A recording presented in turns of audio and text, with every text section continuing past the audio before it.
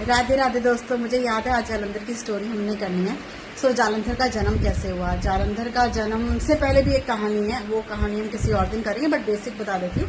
इंद्र भगवान जी किसी साधु जो कि तपस्या में लीन था उसका वध कर देते हैं। उनमें थोड़ा अहम तो ज़्यादा था ही और डांट बहुत खाते थे, और फिर वो कांप जाते हैं जब उन्हें पता चलता है कि अब भोलेनाथ उन्हें छोड़ेंगे नहीं।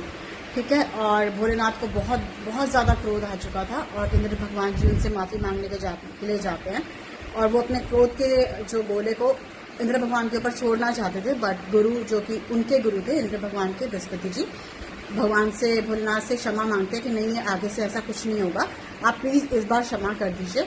फिर वो भोलेनाथ जो क्रोध का जो उनका गोला था वो समुद्र में फेंक देते हैं, जिससे जालंधर का जन्म होता है, क्योंकि वो भी शिवांश था।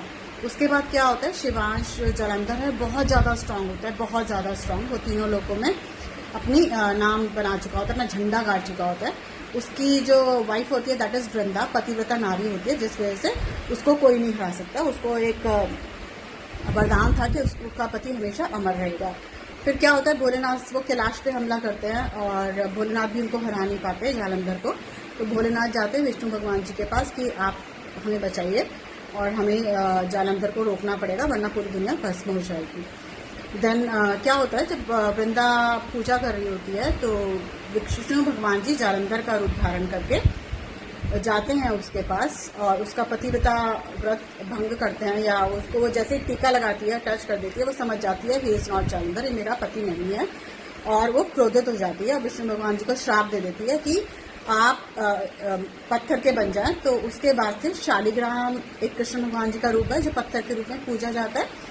उसके बाद वो पूजने लगे, और उन्होंने जालंधर ने विष्णु भगवान की पत्नी लक्ष्मी को भी अपनाना चाहा था, पर लक्ष्मी ने उन्हें बताया कि हम दोनों पानी से ही जन्मे हैं, तो हम लोग भाई बहन हैं, तो हम लोग ऐसा सोच भी नहीं सकते। देन क्या हुआ, जब जालंधर की शक्ति खत्म हो गई, क्योंकि उनकी वाइफ का पतिव्रता व्रत खत्म हो चुका था, तो भोलेनाथ ने उनका वध कर दिया।